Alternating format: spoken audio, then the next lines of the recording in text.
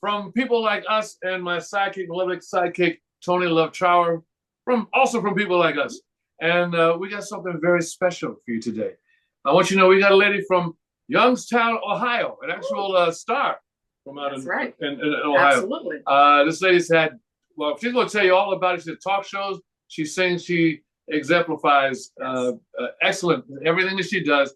And it's our pleasure to introduce to you Deborah Benton. Woo! Yes. Hello, everybody. Thank you for having me on People Like Us. I like that title. Well, thank you very much. They're probably doing the wave, while they're checking this out. Yeah. Okay. No, Deborah. Can I say something? Sure. That was a really bad wave. That's why I'm not allowed. No, she's not. I'm not allowed. I didn't have that. She shouldn't have done that. But we're not going to edit that out. We're going to keep that in there. And That's right. They will forgive us. Deborah, how are you? Deborah, I'm doing great. I'm so excited to be coming to Philadelphia. I feel like I've made fast family there with you guys, and I've met your brother. You all are going to serve as my band, and it's just going to be the team at City Winery. They've been wonderful. I'm really excited about coming.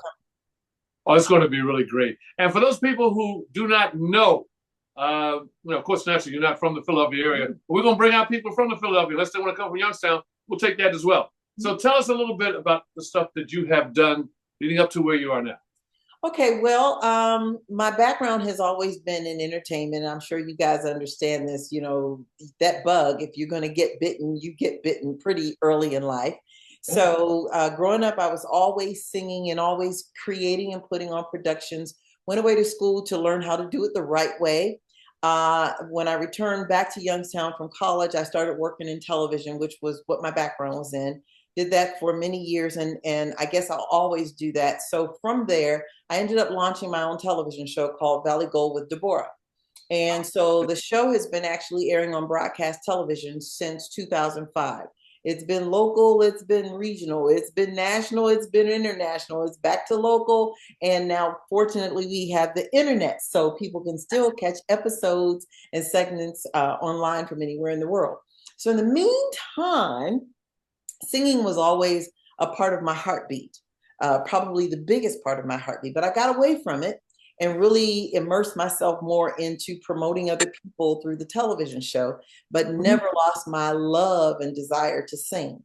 Dionne Warwick had always been my go-to artist. For some reason, her music always resonated with me from the time I was about 8 or 9 years old.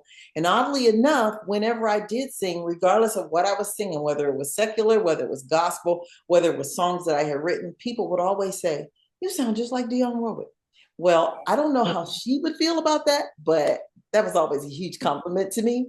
And so fast forward, I got a call from GC Cameron. You guys know GC Cameron. It's a shame. That's GC Cameron. And so he called me. Actually, I remember it was September of 2019. No one knew but God that I had been secretly praying to return to the stage to sing. But of course, when you get involved with promoting other people, folks don't necessarily want to let you out of that light because it's serving them and it's good. And GC called and he said, "Deborah, I was thinking you need to do a Dionne project." Well, that blew me away because why? Why did he say this? And he talked to me about how he's traveled the world with the Temptation and the Spinners, and how in all of his years, he had never heard anybody who had such a likeness to her vocal sound than myself. And so that was really kind of all the endorsement I needed at the time. And so I was off and running. And so here we are now in 2025, and I'm bringing the Deja Vu tribute to Dionne Warwick concert to City Winery, Philadelphia. So yeah, I guess I told that pretty quick, didn't I? Yeah, that's all right. And as we heard you from the samples that we saw, and you do an excellent job? Man, excellent. And after actually playing for Dionne and actually hearing her sing personally, and to hear you do Dionne, it's almost like it's almost scary, in terms of how well you exemplify, her artistry. Thank you so much. That is just the hugest compliment. Well, it's the truth. It's a very truth. So, in regards to that, considering like everything else you've done, first off, how long has it been since you have been started doing Dionne Warwick?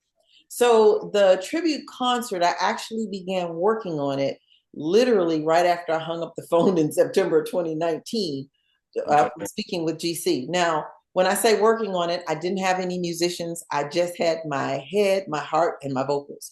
And then, of course, a year later, COVID hit.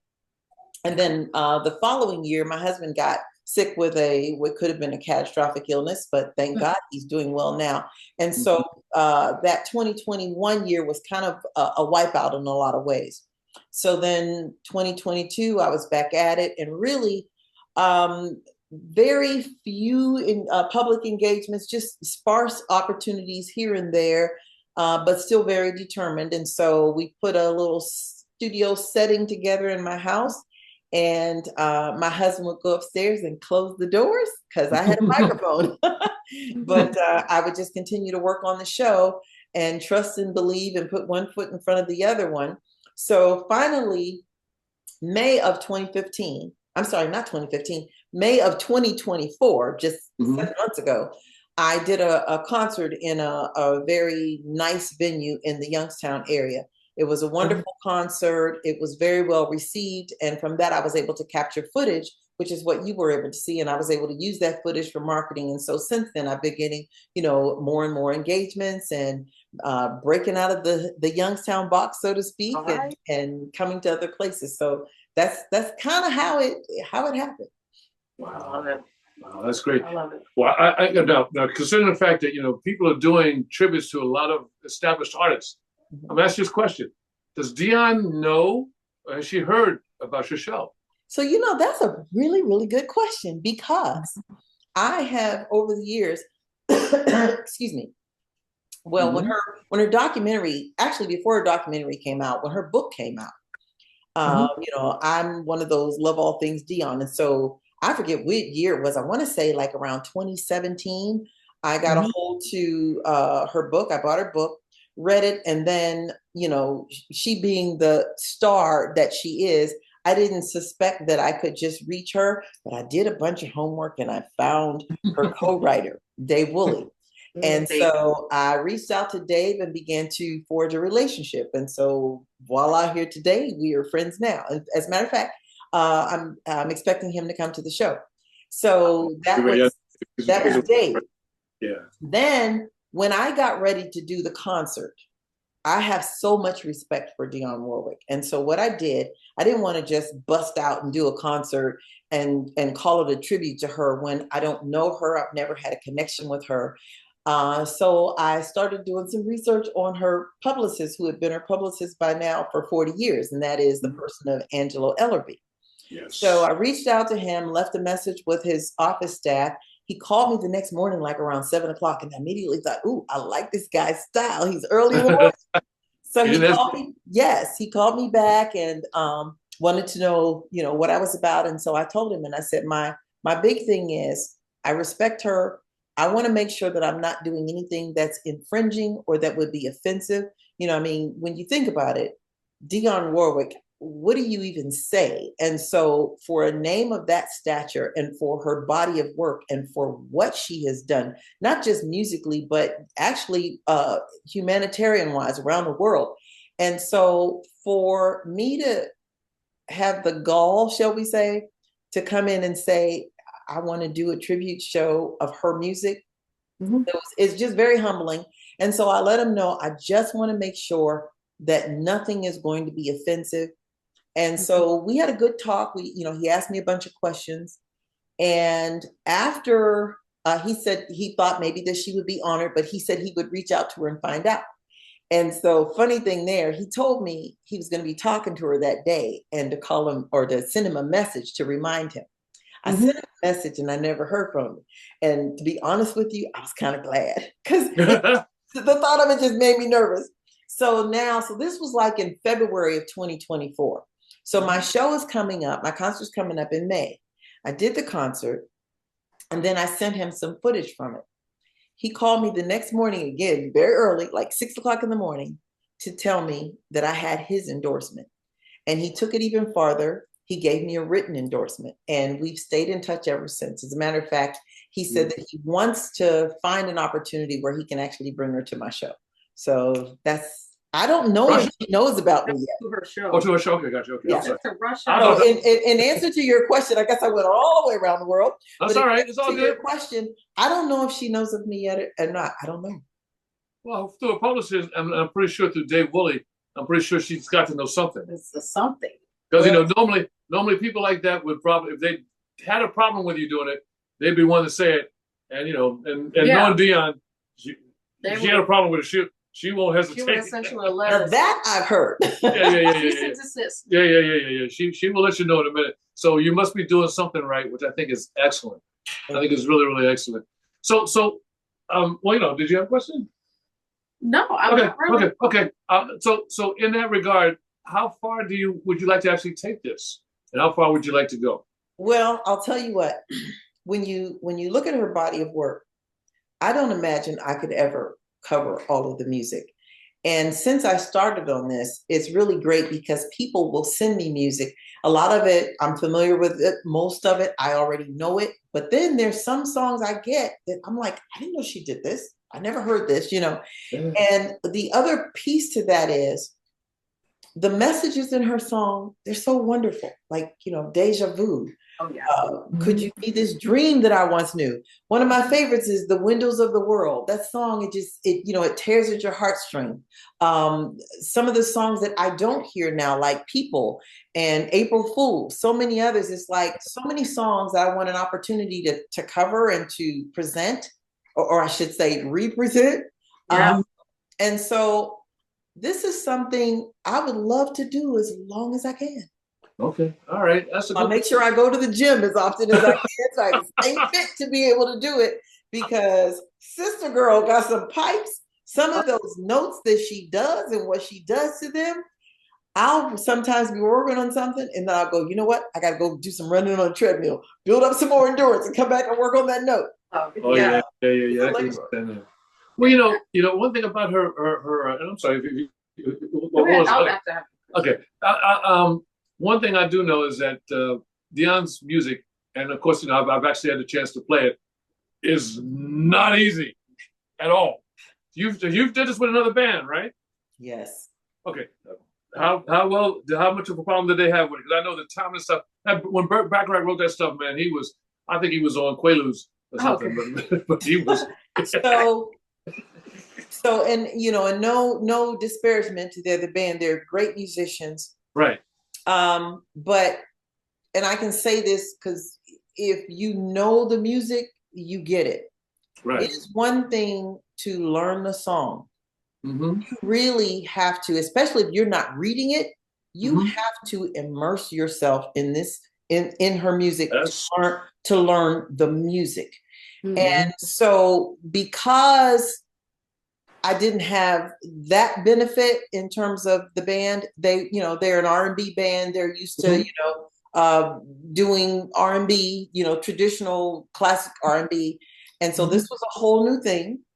Mm-hmm. They were not from that generation. So it wasn't even one of those things where they had something to fall back on.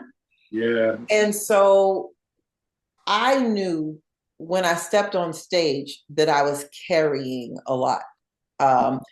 For example, when I did Valley of the Dolls, theme from Valley of the Dolls, well, I should have been able to fall into the music.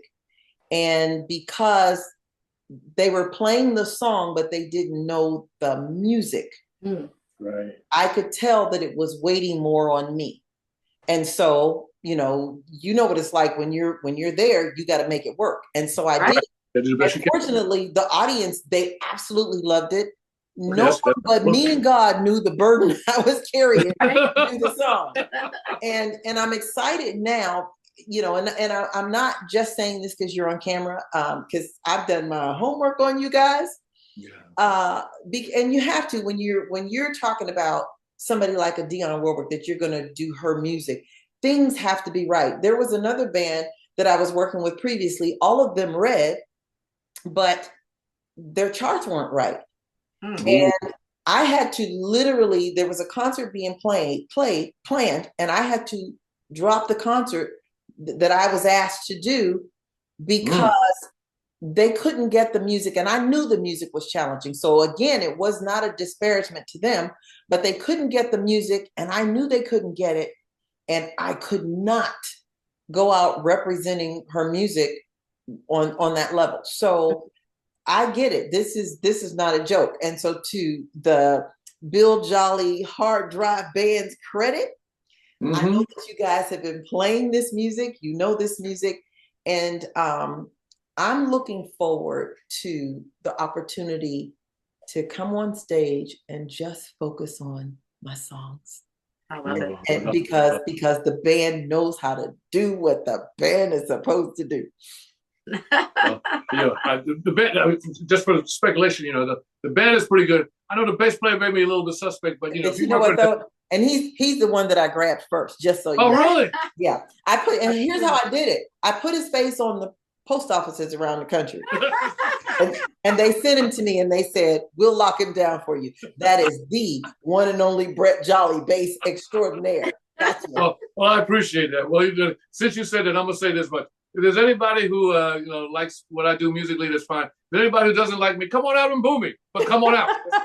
Yeah, just come on out, all right? I'll put my earplugs in. I won't listen to you at all, but then I might not hear her sing. So it's all a good thing, all right? I love it. I love it. I love it. It's all a good thing. And by the way, Tony she's also in the music field because she, Yes.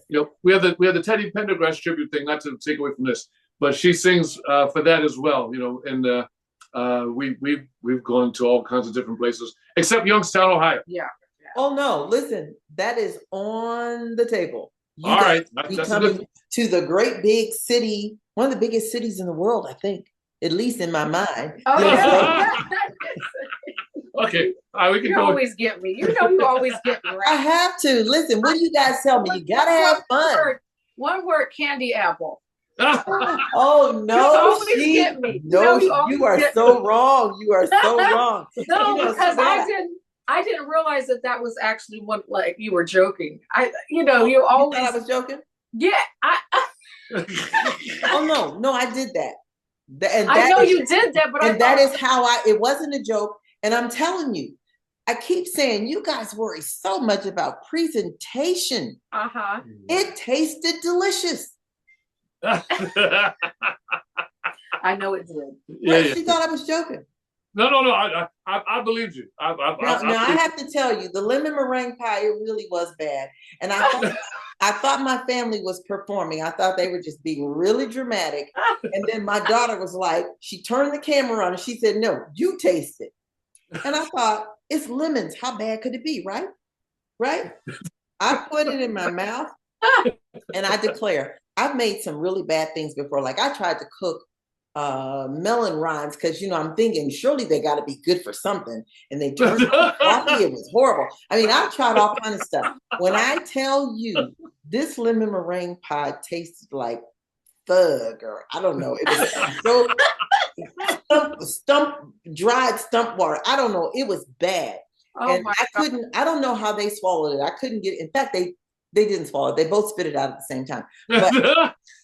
But I couldn't swallow it. I spit it out, and I agree. America's Worst Cooks. That's me. I can't wait for your book, though. We were talking about your book. Yeah. I'm looking forward to that. Yeah, I'm working on it. And the great thing is I've taken pictures of so much of the really bad food that I've cooked. Here's the thing. People message me from around the world telling me how, something that I posted, and when I talk about how I did it, how it just brightened up their day because it was just so hysterical. Like, quick example, there's an account, it's on Facebook. I was making, what was I making? Because I was using ground turkey. Oh, I was making chili. Mm-hmm. And I made a mistake. I thought I was sprinkling paprika in the, and then when I finished, I looked at the label and it said red cayenne pepper. Oh boy. Oh. Well, listen, I'm not into wasting food. Okay. So I had to salvage it. Okay. And I had put a lot of the pepper in there, and it was ground turkey. So it got all in there. So what do you think I did? That's a good question. That I'm not is gonna You speculate. know, maybe we should make a cliffhanger here. Like, what do you think I did? I know. I'm scared to ask. I don't. I'm I'm afraid- Do we scared. want to Afraid to make a sequel? Yes. And I'll Yes. tell you this. I'll tell you this. I Uh-huh. was very quiet and discreet in the kitchen. And after I did what I did to salvage this dish, Okay.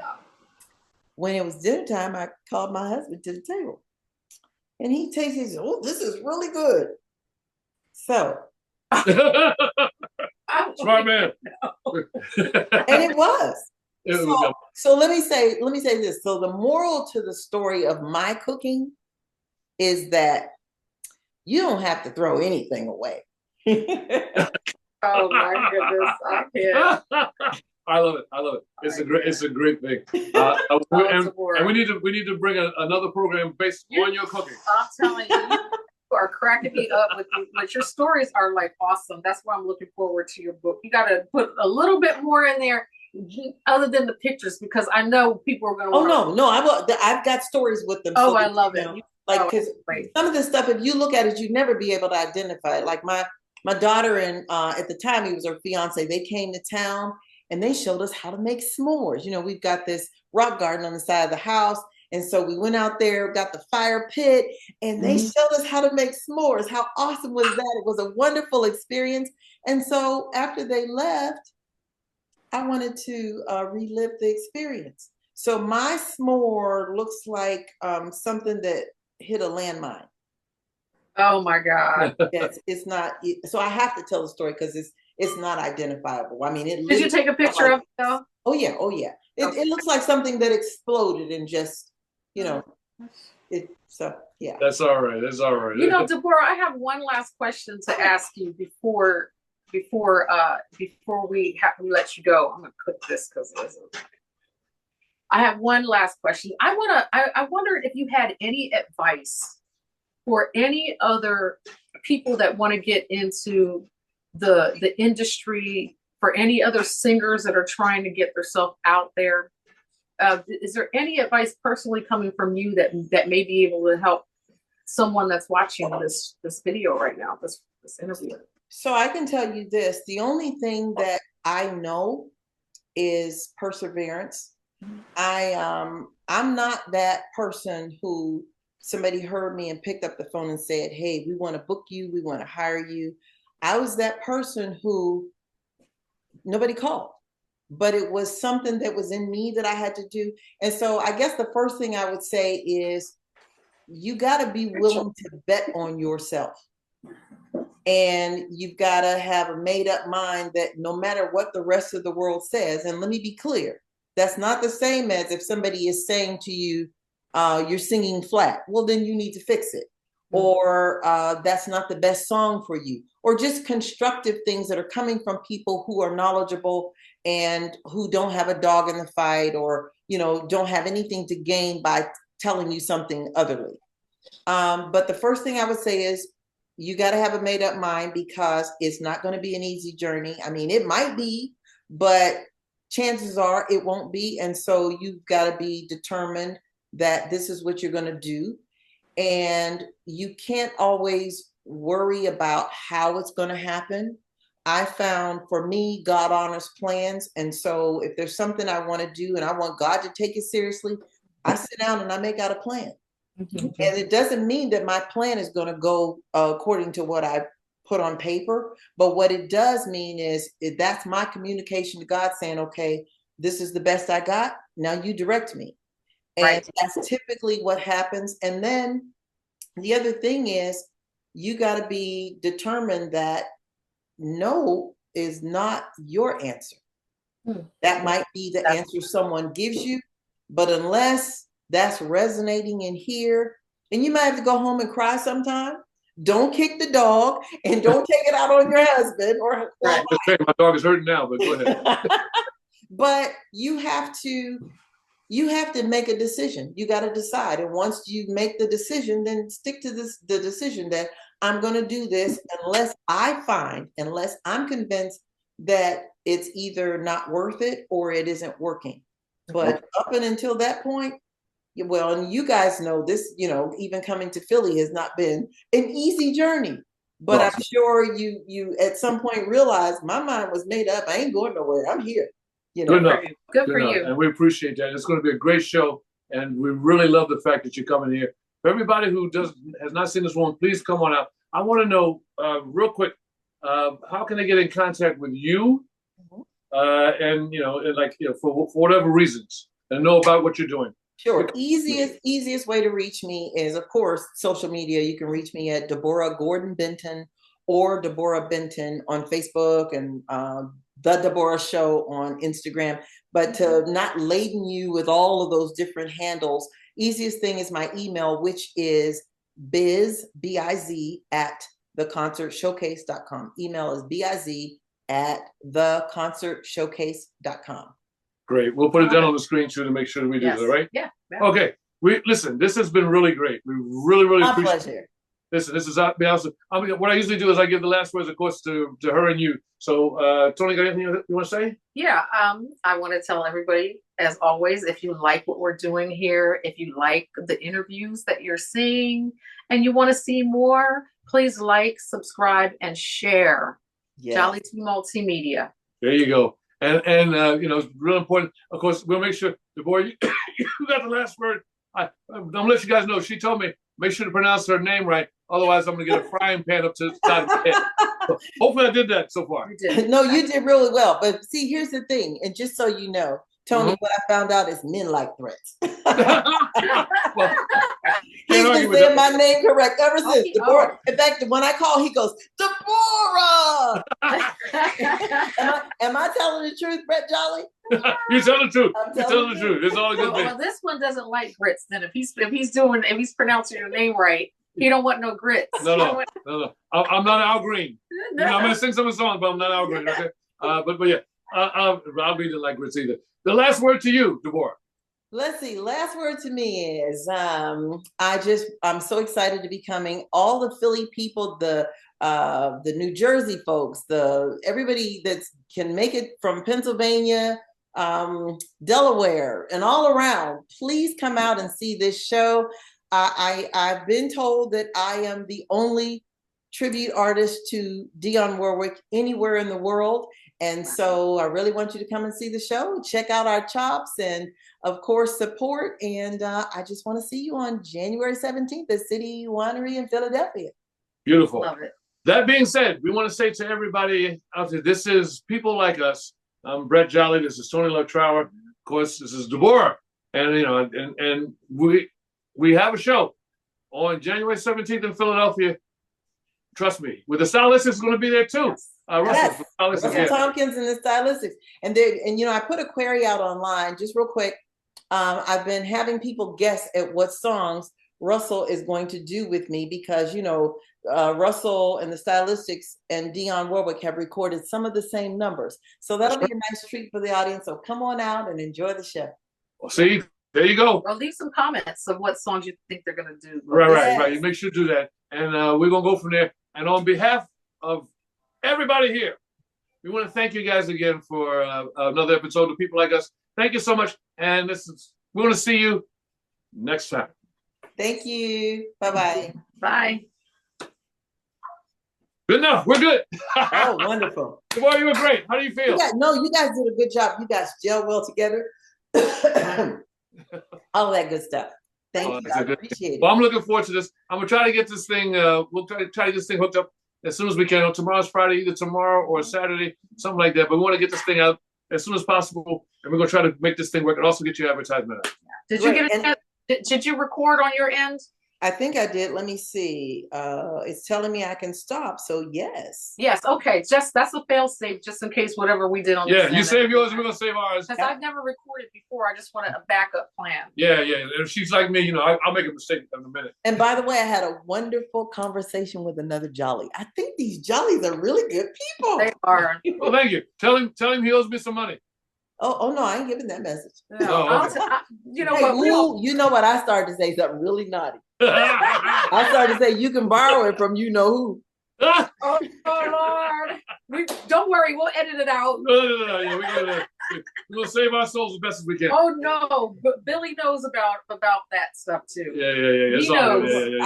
I didn't bring it up, but he asked me how the No. process was going, and I just you know, it's had its challenges, but we're good and we're moving on. And Okay. City Winery are being very helpful. So Yeah. Well, that's He'll find out. We'll gossip in the kitchen after the show. Deborah, thank you so much for everything. It's been really good. They're going to cut us off in a minute, which our timing is good. Yeah. So we're good in that regard. As long as you feel good with everything, we will try to work on this and get this done expeditiously. Cool. Super duper. All right. And in the meantime, walk on by. There you go. Hey. You see me walking down the street, and I start to cry each time you hit me with a frying pan. I'm sorry. Okay. We'll leave it at that. She said that. If you're asking for it. Yeah, if I'm asking for it. If I pronounce Deborah's name wrong, That's might right. get- I might get it. That's Okay. why his head's like this. Well, you know each what? side of his head, he got like a frying pan on that side. I think I have, Woo! See? but it's all good. And one says, "Hey Tony, they like violent women, don't they?" Oh yeah. we do run though. We have to. I know. We see you in the hand. Olympics. You win every year. Okay, we will go with that. Okay. It's all good. Well, thank you again. Love you guys. All Love right, you love too. you too. Have a good one. All right. Mwah. Talk Talk to to you you soon. tomorrow. Take Okay, care. yes.